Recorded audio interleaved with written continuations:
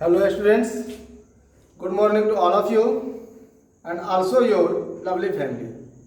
Dear students, once time again I am in front all of you for teach the next part of literature.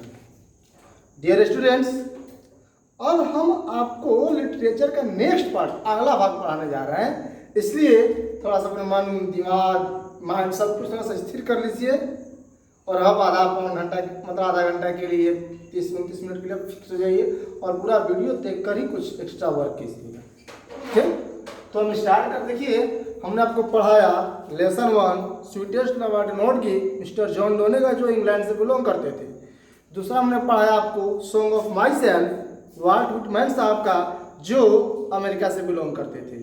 और तीसरा हमने पढ़ाया now the leaves are falling fast W.H. Auden साहब जी का जो 1939 से पहले इंग्लैंड से बिलोंग करते थे और 1939 के स्टार्टिंग में ही वो चले गए अमेरिका में।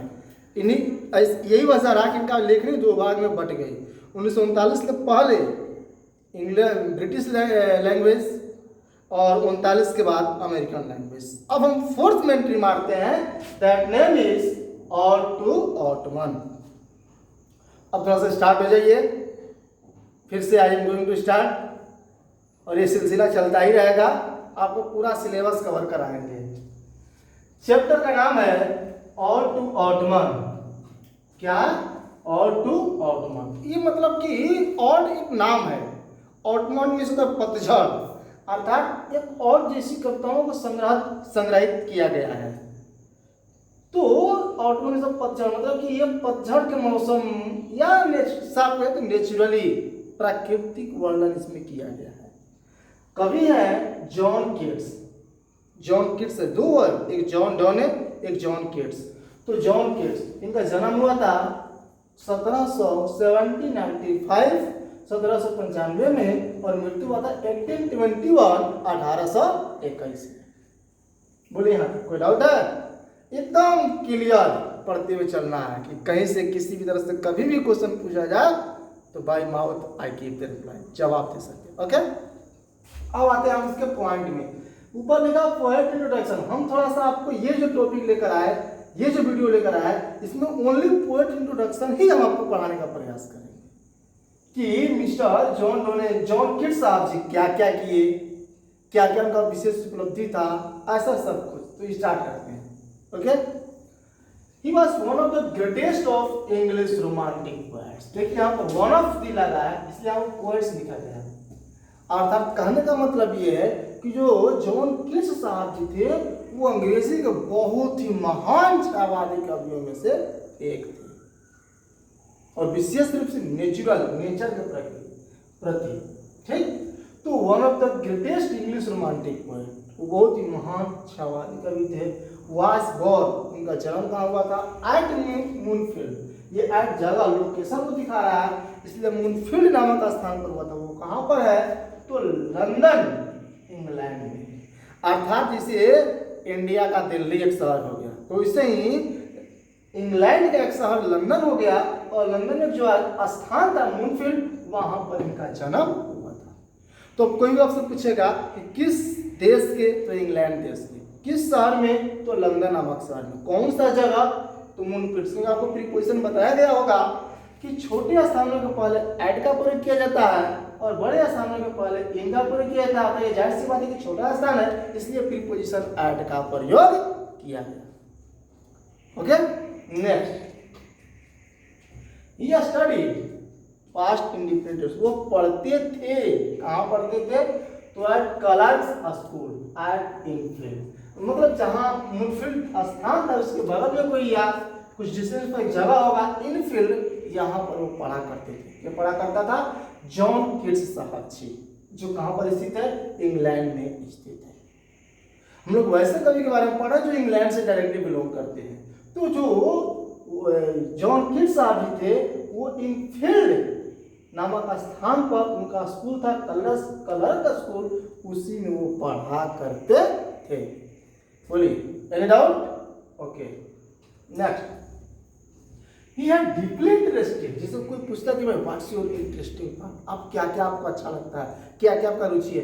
तो ही हैड डीपली इंटरेस्ट, उनको बहुत रुचि था, हद से ज्यादा रुचि था in cricket and boxing, cricket में और बॉक्सिंग में। अर्थात कहने का मतलब ये है कि उनका क्रिकेट खेलना उनका बहुत ही मानिए बहुत बड़ा हॉबी, शौक था, बहुत उनको रुचि होता था। और बॉक्सिंग मतलब जो बॉक्सिंग किया जाता है उसमें उनको काफी इंटरेस्टिंग था। एंड ए वोरेशियस रीडर, इतना ही नहीं, ऐसे वोरेशियस मींस भूखड़ होता है और रीडर मींस पाठक, पढ़ने वाला। कहने का मतलब ये है कि जो जॉन किट्स साहब जो थे बहुत ही पढ़ाई के प्रति मानो एक भूखे हुए हैं, कितना हो दे दो किताब, सुबह कब हो गया शाम कब हो गया उनको पता ही नहीं चलता था। अर्थात लेकिन वो स्पेशली हर किताब नहीं, कुछ विशेष किताब स्पेशली ग्रीक मिथोलॉजी, जो ग्रीक भाषा में जो ग्रीक का जो मिथोलॉजी, जो पौराणिक, जो आध्यात्मिक, कुछ ऐसे जो किताब हो गए जो धर्म संबंधित, धर्म संप्रदाय से जो ताल्लुकात रखते हैं, तो वैसे किताबों को पढ़ना इनका बहुत ही हार्दिक इच्छा होता था। कहने का मतलब ये है कि उनका इम्पोर्टेंट इंटरेस्टिंग पार्ट क्या थे, तो क्रिकेट उनको काफ़ी रुचि था, बॉक्सिंग भी बेहतरीन करने का इच्छा होता था, और इसके साथ साथ जो ग्रीक का जो मिथोलॉजी है, मतलब ग्रीक का जो पौराणिक किताब है उसको ये वोरेशियस भूखड़ की तरह पढ़ा करते थे। ये पढ़ा करता था जॉन किट्स, जिनको क्या बोला जाता है इंग्लिश रोमांटिक पोएट। याद रखिए मेटाफिजिकल पोएट भी है, लेकिन वो कौन है, तो वो है जॉन डोने साहब जी, लेकिन ये कौन है English romantic poet. Okay next, his ambition to become a poet.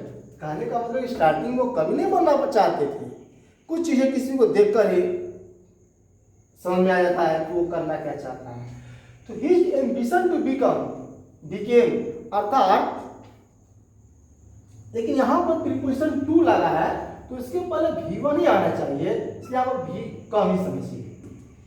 अर्थात ही ambition to become a poet, कवि बनने का उनका एक सपना was followed, प्रेरित हुआ था by his first acquaintance with Spencer's Fairy Queen। मतलब कि फर्स्ट acquaintance, जब उनका पहला बार परिचय हुआ,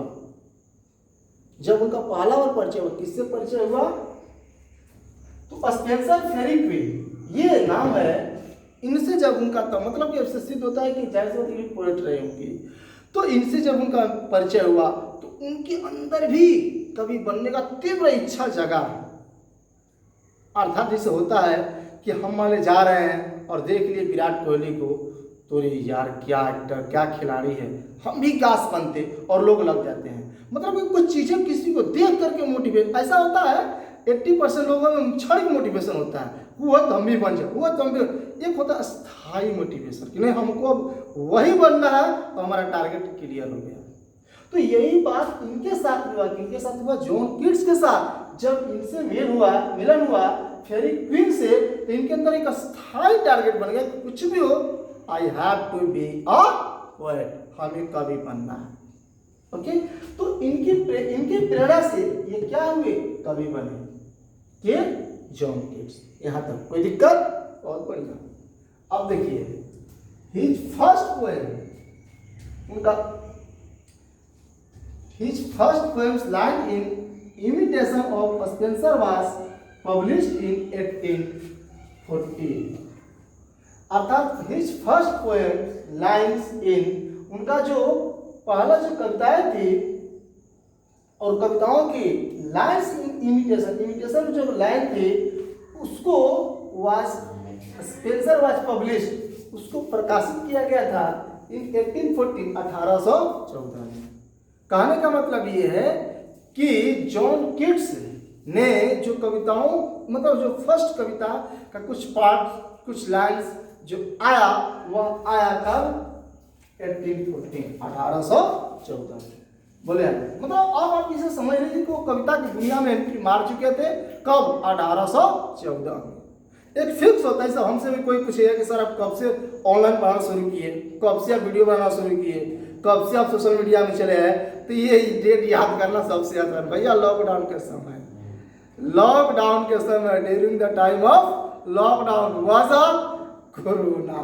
तो एक फिक्स, तो वही कहने का मतलब ये है कि ये जो थे वो यहाँ से क्या किए, पढ़ाना, मतलब कि आ गए पोएम की दुनिया में। Okay, next, his first volume of poetry entitled poem was published in 1817. his first volume of poetry मतलब कि वो कविता जब लिखे तो कविता का एक वॉल्यूम प्रकाशित हुआ, मतलब बहुत भिन्न भिन्न कविता। तो एक कविता का एक जो वॉल्यूम था, मान लो 10 वॉल्यूम तैयार किया गया, इसमें 10 में अलग अलग कविताएं लिखी हुई हैं। तो जो फर्स्ट जो वॉल्यूम कविता का सब पढ़ते हैं मैथ में, ये वॉल्यूम 1 वॉल्यूम 2, मतलब उसका वो पार्ट 1 है, पार्ट 2 है। तो ये जो बहुत सारे जो कविताओं को लिखे, तो उसमें जो बहुत सारे जो वॉल्यूम्स बने, उसमें जो फर्स्ट जो वॉल्यूम प्रकाशित हुआ वो प्रकाशित हुआ था 1817 में। कब प्रकाशित हुआ था? 1817 में। अब देखिए, हिज पोएम इंडिमियोन वाज वेल, एक कविता उन्होंने लिखा था। कौन कविता लिखा था? इंडिमियोन। क्या लिखा था? तो जॉन किट्स साहब जी लिखे थे। तो कहने का मतलब ये है कि वो जो कविता लिखे थे इंडिमियोन वाज वेल अप्रिशिएटेड, बहुत काफी उसको प्रशंसा किया गया था बाय वर्ड्सवर्थ, अर्थात विलियम वर्ड्सवर्थ। विलियम वर्ड्सवर्थ ये बहुत ही जाने माने हस्ती है, अच्छे कवि हैं। अब कहने का मतलब ये कि यदि हम, मतलब कोई व्यक्ति एक्टिंग करे, अगर एक अच्छा एक्टर उसको प्रशंसा करे तो कहीं ना कहीं उसमें विशेष वजह है। तो कहने का मतलब ये है कि जो विलियम वर्ड्सवर्थ जो थे वो जाने माने कवि थे, और वे उनकी किताब का बहुत ही प्रशंसा किया था। उस किताब का, उस कविता का प्रशंसा किया था। उस कविता का नाम था इंडिमियोन, जो लिखा गया था जॉन किट्स। अब क्वेश्चन का रिप्लाई, क्वेश्चन पूछा जाएगा कि इंडिमियोन के कवि कौन है, तो लिखिएगा जॉन किट्स। ये किसके द्वारा काफी प्रशंसित हुआ, तो लिखिएगा William Wordsworth. Okay, which was published in 1880, 1818 में। जैसे कि अब तो खत्म हो गया सिलेबस, पहले सिलेबस चलता था 50 मार्क्स इंग्लिश, उसमें एक चैप्टर का नाम था दी डैफोडिल्स। चैप्टर दी डैफोडिल्स, एक फ्लावर्स के बारे में बहुत ही बेहतरीन तरीका से वर्णन किया गया है। अजीबो, बहुत ही ऑप्टिमिस्ट, बहुत ही आशावादी कविता है। कैसे आदमी हताश में भी प्रसन्न हो सकता है, तो उसको लिखने वाला है विलियम वर्ड्सवर्थ। तो वही जो कवि है इसका प्रशंसा किए हैं, किसका? इंडिमियोन का। बोलिए, कोई doubt? Okay, next is important. और देखिए वो बहुत बेहतरीन वर्ड्स लिखे, जैसे an indolence on a Grecian, on to Psyche, to a nightingale, and melancholy and to Ottoman made him a great romantic poet of English literature। साफ लिख दिया गया।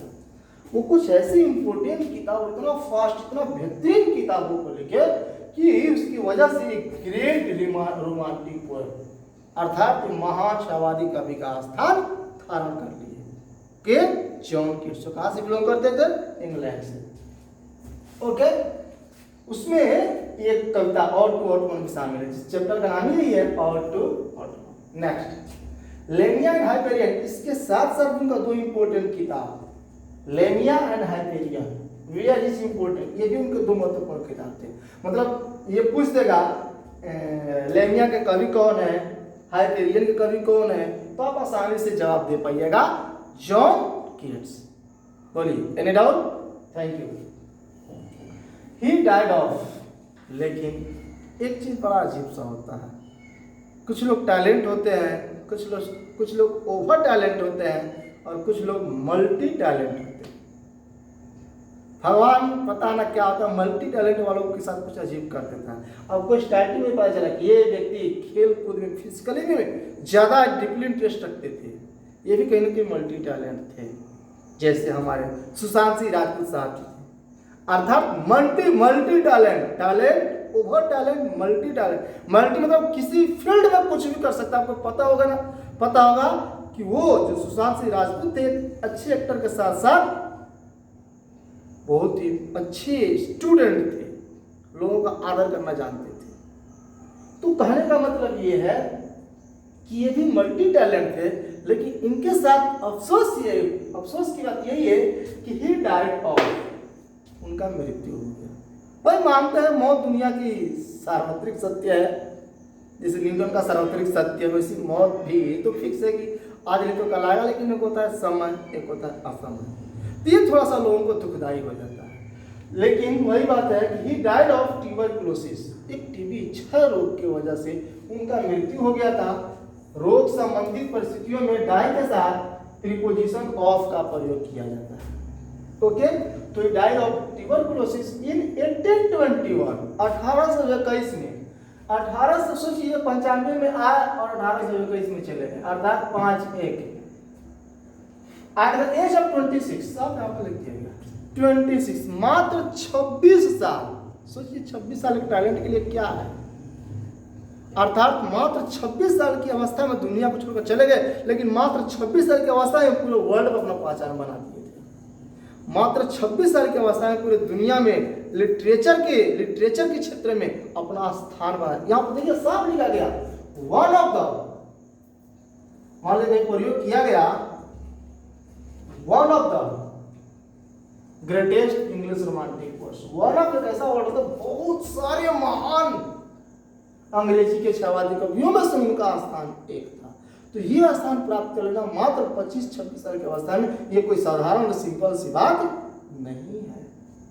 ओके, तो he died of tuberculosis. Question पूछा जाएगा उनका ending point क्या था, तो वो ट्यूबरकुलोसिस रोग ग्रसित होकर के डेथ कर गए थे, मर गए थे 1821 मात्र 26 साल की अवस्था में। उनके लिए for him beauty stood and truth beauty, सुंदरता ही सही था और सही सुंदरता है। सुंदरता मतलब क्या, वो नेचुरल ब्यूटी को वर्णन कर रहे हैं कि जो प्राकृतिक सुंदरता है सचमुच में वो सबसे बड़ी सुंदरता है। हमें उस सुंदरता के मतलब सम्मान करना चाहिए और हमें उसे तितर बितर करने का प्रयास नहीं करना चाहिए। तो बोले यहाँ तक कोई दिक्कत। तो ये रहा लेसन 4 पोएम के कवि का फुल इंट्रोडक्शन। अगर आप इसको ध्यान से खाली सुन लेंगे वीडियो को और कुछ बातों को पॉइंट कर लेंगे, नोट कर लेंगे, तो आप इसका एक ऑब्जेक्टिव बना सकते हैं। ओके, तो रहने दीजिए दैट्स लास्ट। अब अगला जो वीडियो आएगा, अब हम पोएम का हिंदी डिस्क्रिप्शन लेकर के आएंगे। तब तक के लिए have a nice day, thanks to all of you, that's last. और अंत में बोलेंगे कि अगर ये वीडियो आपको पसंद आई हो तो कृपया सब्सक्राइब जरूर कीजिएगा, और आपको ये वीडियो कैसी लगी कमेंट जरूर कीजिएगा। इसके साथ साथ अगर अच्छी लगी तो अपने दोस्त या कोई भी नज़दीकी होगा वीडियो जरूर शेयर कीजिएगा, और इसके साथ साथ लाइक जरूर कीजिएगा। Thank you to all of you, best of luck, thanks, that's last.